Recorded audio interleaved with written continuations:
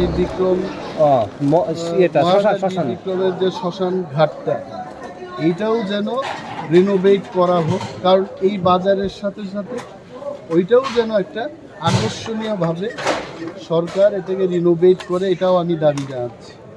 কারণ বাজারটা সাইন্টিফিক হতে হবে, ওই ঘাটটাও যেন সংস্কার করা হয় ভালোভাবে।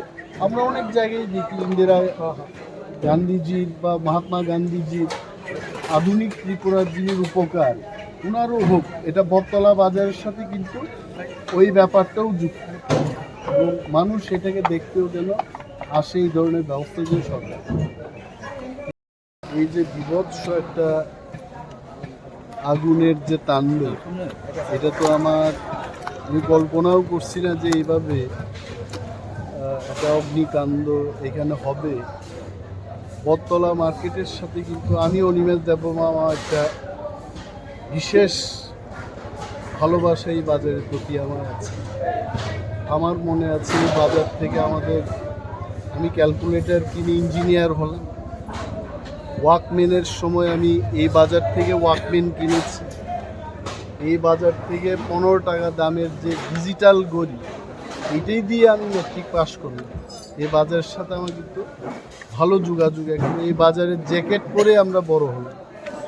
তো এই বাজারটা কীভাবে ধ্বংস হবে আমি সত্যি দুঃখিত, এবং মর্মাহত যাদের ক্ষতি হয়েছে তাদের পাশে আসি। এই কারণে আজকে এখানে এলাম।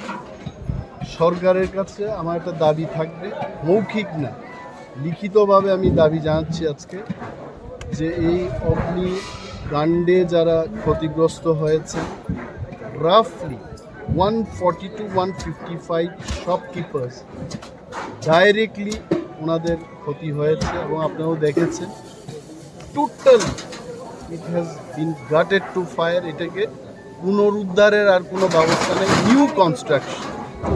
তবে একটা জিনিস আমি লক্ষ্য করলাম যে বটতলা বাজার ত্রিপুরা রাজ্যের সবচেয়ে ব্যস্ত এবং বড় বাজার বলে আমি মনে করি। এই বাজারটাকে কিন্তু সাইন্টিফিকভাবে যদি আমরা না করি, এটা সাইন্টিফিক নেই। আপনারা ওনাদের কাছে শুনেছেন যে ফায়ার সার্ভিসের গাড়িটা ঢুকতে পারছেন, ইট ইজ নট সাইন্টিফিক। সরকারের কাছে আমি বলবো এই বাজারটাকে সাইন্টিফিকভাবে বিল্ড করা হোক, এবং যাদের ক্ষতি হয়েছে তাদের জন্য একটা রিহ্যাবিলিটেশন প্যাকেজ, আমি বলছি রিহ্যাবিলিটেশন প্যাকেজ ঘোষণা করা হোক। ডিজাস্টার ম্যানেজমেন্টের ক্ষেত্রে কি হয়, ভূকম্পে যারা ক্ষতিগ্রস্ত হয় তাদের 2 লক্ষ টাকা বা 5 লক্ষ টাকা, ট্রেন অ্যাক্সিডেন্টে যারা মারা যায় তাদের যেমন একটা প্যাকেজ দেওয়া হয়। সরকার অতি দ্রুত এই রিহ্যাবিলিটেশন প্যাকেজ যেন ঘোষণা করে তার দাবি আমি করছি, এবং আগামী দিন এই বাজারটাকে কীভাবে বৈজ্ঞানিক বিজ্ঞানসম্মতভাবে এই বাজারটাকে যেন গড়ে তুলে তারও আমি দাবি জানাবো। As a leader of opposition সরকারকে আমি এটাও দাবি জানাবো যে আপনারা যখন ডিজাইনটা করবেন দয়া করে বিরোধীদের সাথে নিয়ে এটা করবেন, কারণ এই বাজার আমাদের সবার বাজার। এই বাজারটা যেন রক্ষা হয়, ভালো হয়, আরও যেন ভালো হয়, এটার দাবি আমার। এবং বাজারের যিনি সেক্রেটারি এখানে আছে প্রেসিডেন্ট, আমি ওনাকেও বললাম যে লিখিত কপি আমি মুখ্যমন্ত্রীকে দেব, ওনাদেরকেও আমি সেই কপি দেব। এবং প্রয়োজনে যদি বিধানসভার অধিবেশনের আগে কোনো ধরনের প্যাকেজ যদি ঘোষণা না হয়, এটা বিধানসভায় আমরা উত্থাপন করব এবং আলোচনা করব, এইটুকু বলতে পারি। And we are with that. এই যে ছোট ব্যবসায়ীরা যারা আলু বিক্রি করে খায়, যারা চাল কুমড়া বিক্রি করে খায়, এদের অবস্থা কি হবে? এদের তো পথে নেমে যাবে। Only government can save. এবং সরকারের এই খাতে অনেক টাকা আছে, সরকার দিতে পারে। সো এইটুকু দাবি রেখেই আমি ওনাদের সাথে যোগাযোগে থাকব। এটা কোনো পার্টির ব্যাপার না, এটা কোনো জাতির ব্যাপার না, এটা হচ্ছে আমার ত্রিপুরার বাজারকে রক্ষা করতে। এই কারণে আমরা এখানে গতকাল উদয়পুরে এই ধরনের একটা অগ্নিকাণ্ডের ঘটনা আমি শুনেছি। বাজারে যে সমস্ত জায়গায় পাওয়ার ডিপার্টমেন্টের লেকুনা আছে সমস্ত বাজারে ত্রিপুরা যে জায়গাটাতে ব্যবসা বাণিজ্য হয় সমস্ত বাজারে যেন টাইম টু টাইম পাওয়ার ডিপার্টমেন্টের লোক এসে এইগুলো চেক করে তারও দাবি জানাচ্ছে। এটা একটা অপরচুনিটি। আমি সিএম সাহেবরা বললাম যে এটারাই কিন্তু একটা সুযোগ হিসাবে বাছাই করি।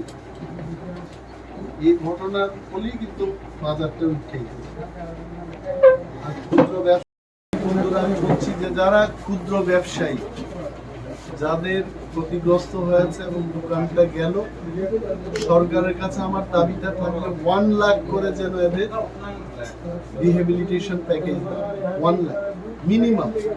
আর যারা মাঝারি এবং বড় ব্যবসায়ী এদের তদন্ত ক্রমে যা যা দেওয়ার এটা সরকার যেন এই যে ফল বিক্রি করছে, আলু বিক্রি করে যারা খায় এদের মিনিমাম 1 লাখ।